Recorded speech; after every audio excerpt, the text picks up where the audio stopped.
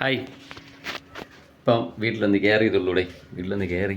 ഇനി കിച്ച് ഇനി വണ്ടി ഒന്ന് കഴുകണം. വണ്ടി മൊത്തം ചെളിയടിച്ച് വൈഫിൻ്റെ വണ്ടി ഞാനാണ് എടുത്തുകൊണ്ട് ഓടിക്കുന്നുണ്ട്. വീട്ടിലിരിക്കുന്ന സമയത്ത് മൊത്തം ചെളിയായി. ഇനി അവളെ വണ്ടിയും കഴുകി കൊടുക്കണം.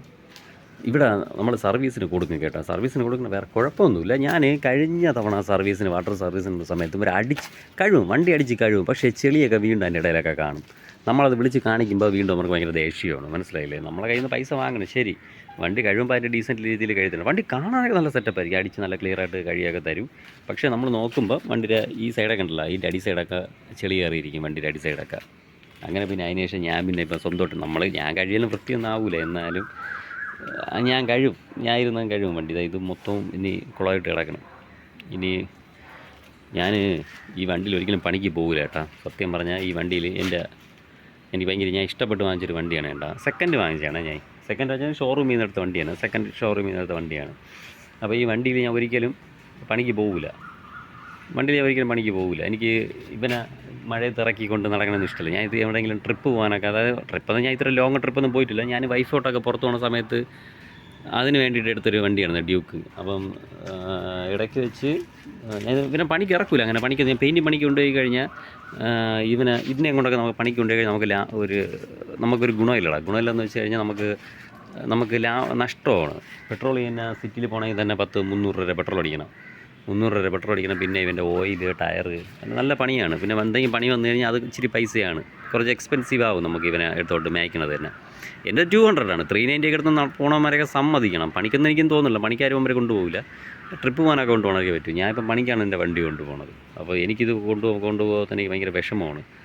കാരണം നമ്മളവിടെ കൊണ്ടുപോയിക്കുന്നിടത്തൊന്ന് സേഫ് അല്ലടാ കൊണ്ടുവച്ചിട്ട് പോകേണ്ടതൊക്കെ വണ്ടി. ഞാൻ ഒരിക്കൽ ഒരു സൈറ്റിൽ ഇച്ചിരി നടന്നു പോകേണ്ട ദൂരമായിരുന്നു. അപ്പോൾ എനിക്ക് വേറെ പഴയ വണ്ടി എനിക്കില്ല. ഒരു പഴയ വണ്ടി വാങ്ങണമെന്ന് ആഗ്രഹമുണ്ട്. പക്ഷേ ഇപ്പോഴത്തെ ചിലവിൽ എനിക്ക് നടക്കില്ല. ഇപ്പോഴത്തെ സാമ്പത്തിക സ്ഥിതി വെച്ച് നടക്കില്ല. അപ്പോൾ ഞാൻ ഒരിടത്ത് പണിക്ക് കൊണ്ടുപോയി ഇവനെ കൊണ്ട് എൻ്റെ ഈ ചെറുക്കനെ കൊണ്ട് ഞാൻ പണിക്ക് പോയെടുത്ത് ഒരിടത്ത് വഴിയിൽ വെച്ചിട്ടാണ് ഞാൻ പോയത്. അപ്പം അവിടെ ഇച്ചിരി പയ്യന്മാരൊക്കെ അവിടെ ഉണ്ട്, വഴിയിലൊക്കെ ഇരുന്ന്. അപ്പോൾ വണ്ടി എല്ലാവരും അവിടെയാണ് ഒതുക്കി വയ്ക്കുന്നത്. അപ്പം ഞാനും കൊണ്ട് അവിടെ വണ്ടി ഒതുക്കി വെച്ചിട്ട് പോയി തിരിച്ചു വന്ന സമയത്ത് എനിക്ക് ഭയങ്കര വിഷമം തോന്നില്ല. ചേട്ടാ, എൻ്റെ ഒരു ഇൻഡിക്കേറ്ററിനെ ഓടിച്ചിട്ടിരുന്നു. ഫ്രണ്ടും ബാക്കിൽ ഇൻഡിക്കേറ്ററിനെ ഓടിച്ചിട്ട് ഈ ഇൻഡിക്കേറ്റർ ഇതാണെന്ന് തോന്നുന്നു. ഇതിനെ ഓടിച്ചിട്ട് ഇത് ഓടിച്ചിട്ട് ഈ രണ്ട് ഇൻഡിക്കേറ്ററും ഓടിച്ചിട്ടിട്ട് സൈലൻസറിനകത്ത് മറ്റേ പ്ലാസ്റ്റിക് കവർ തിരുപ്പി കയറ്റി വെച്ചിരുന്നു ഇതിനകത്ത്. അത് ഞാൻ അറിഞ്ഞില്ല. ഈ വണ്ടി ഓടിയ സമയത്ത് ഭയങ്കര കരിഞ്ഞ സ്മെല്ല് വന്നു, വണ്ടിയിൽ നിന്ന് നല്ല കരിഞ്ഞ സ്മെല്ല് വന്നു. അപ്പോൾ ഞാൻ വീട്ടിൽ കൊണ്ടുപോയ സമയത്ത് നല്ല സ്മെല്ല്, വണ്ടി എന്തൊക്കെയൊന്ന് പോയിഞ്ഞ് നാറുന്നത് പോലെ സ്മെല്ലായിരുന്നു. അപ്പോൾ എനിക്ക് പിന്നെ എന്താ പറ്റിയെന്നൊരു പിടിയില്ല. എനിക്ക് ഭയങ്കര ടെൻഷനായിപ്പോയി. അപ്പം എൻ്റെ കൂട്ടുകാരൻ ഇതിൻ്റെ ഷോറൂമിലുണ്ട്. ഷോറൂമല്ല, അവൻ ഇതിൻ്റെ പണി നല്ല വർക്ക്ഷോപ്പിലാണ്. അപ്പോൾ ഇവൻ ഈ KTMൻ്റെ വർക്കെല്ലാം അവൻ ചെയ്യും. അങ്ങനെ ഞാൻ അവനെ കൊണ്ട് കാണിച്ച സമയത്ത് രാവിലെ ഞാൻ പണി കഴിഞ്ഞ് വന്നപ്പോൾ രാത്രിയായി, അന്ന് നൈറ്റ് പണി ഉണ്ടായിരുന്നു. അങ്ങനെ പണി കഴിഞ്ഞ് വന്നപ്പം പണി കഴിഞ്ഞ് വന്ന് രാവിലെ കൊണ്ട് ഞാൻ അവൻ്റെ അടുത്ത് പോകണം. വണ്ടി കൊണ്ടുപോയ സമയത്ത് അവൻ മാക്സിമം നോക്കി. അവൻ നാളെ എന്തെങ്കിലും എരിയണമെങ്കിൽ വണ്ടി ഓടൂല, വണ്ടി ഓഫാവും, പിന്നെ വണ്ടി ഓടൂല. അങ്ങനെ നിൽക്കും. അപ്പോൾ നമുക്ക് അറിയാൻ പറ്റും എന്താണ് കംപ്ലയിൻറ്റ്. ഇതിപ്പോൾ കംപ്ലയിൻറ്റ് വണ്ടിക്ക് വേറെ പ്രശ്നമില്ല. വണ്ടി സ്റ്റാർട്ട് ചെയ്യുമ്പോൾ നല്ല സെറ്റായിട്ടിരിക്കുന്നത്, വേറെ ഒരു പ്രശ്നമില്ല. വണ്ടി വേറെ കരിഞ്ഞ് നാറില്ല, ഒന്നും നാറില്ല. വണ്ടിക്ക് അങ്ങനെ വേറെ പ്രശ്നമൊന്നുമില്ല. അങ്ങനെ പിന്നെ അവൻ ഇത് വേറെ എന്താണെന്ന് അവനൊന്നും അറിയാൻ പറ്റില്ല. കാരണം സ്മെല്ലാവൊന്നും വരുന്നില്ല. ലൈൻ പോകണം, കാണാൻ പറ്റണ പോയി നല്ല സൗണ്ട്. അപ്പോൾ എന്താണ് നോക്കിയിട്ട് നല്ല പോലെ നോക്കിയിട്ടൊന്നും അറിയാനൊന്നും പറ്റുന്നില്ല. പിന്നെ 2-3 ദിവസം കഴിഞ്ഞ് അപ്പോൾ ഇതിൻ്റെ കംപ്ലയിൻറ്റ് എന്താണെന്ന് ഒരു പിടിയില്ല കേട്ടോ. ഈ പുകഞ്ഞ് നാറിയിട്ട് നമ്മൾ മാക്സിമം നോക്കിയിട്ട് അറിയാൻ പറ്റില്ല, ഒന്നും അറിയാൻ പറ്റില്ല. കാരണം വണ്ടിയുടെ വയർ കിറ്റോ ഒന്നും കരിഞ്ഞിട്ടില്ല. പിന്നെ ഈ സ്മെല്ല് എങ്ങനെ വന്നെന്ന് ഒരു പിടിയില്ല.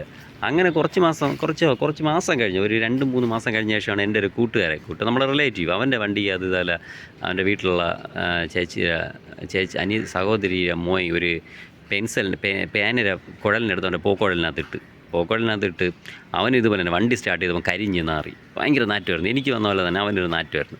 അപ്പോഴാണ് എനിക്ക് സംഭവം കത്തിയത്. ഇവന്മാർ എൻ്റെ സൈലൻസറിനകത്ത് എന്തോ സാധനം കുത്തി കയറ്റിയിട്ടിരുന്നു, അതാണ് കരിഞ്ഞ് നാറി. അതിനുശേഷം ഞാൻ ഇവനെ കൊണ്ട് അങ്ങനെ പണിക്ക് ഇറങ്ങില്ലായിരുന്നു. എന്നാലും എനിക്ക് ഭയങ്കര വിഷമം കേട്ടോ ഇതിനെ കൊണ്ടൊക്കെ പണിക്ക് ഇറങ്ങുമ്പോഴേ, ഡ്യൂക്കിനെ കൊണ്ടൊക്കെ.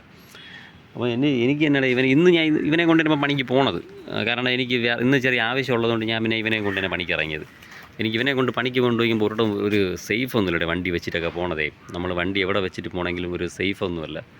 പിന്നെ ഇനി എന്ത് ചെയ്യണം, വണ്ടി മൊത്തത്തിൽ ചെളി ഇന്നലെ ഞാൻ കഴുകി. ഇന്നലെ നമ്മൾ എന്ന് വണ്ടി കഴുകും അന്ന് മൊത്തം മഴയാണ് കേട്ടോ. അപ്പോൾ ഇന്നലെ ഇവനെ ഞാൻ കഴുകി ക്ലിയറാക്കി വെച്ചിരുന്നത്, ഇന്ന് മൊത്തം ചെളി അടിച്ച് കുളമായി. അപ്പോൾ ഇനി എൻ്റെ വണ്ടിയും കഴുകണം, അവളെ വണ്ടിയും കഴുകണം. അപ്പോൾ ഇനി അടുത്ത് കഴുകേണ്ട, ചായ കുടിച്ചിട്ട് ഇനി കഴുകണം. അതിൻ്റെ കുറച്ച് പരിപാടി കേട്ടോണ്ടേ. എല്ലാവരും നിങ്ങളൊക്കെ ചായ കുടിച്ചാ? ഞാനും ചായ കുടിച്ച് ഇതാ അങ്ങനെ നിൽക്കുന്നു. സോറി, ചായ കുടിച്ചില്ല, ഇനി ചായ കുടിക്കാൻ പോണതേ ഉള്ളൂ. ഇനി ഇവൻ വണ്ടി ഒന്ന് കഴുകിട്ട്, വണ്ടി കഴുകണം.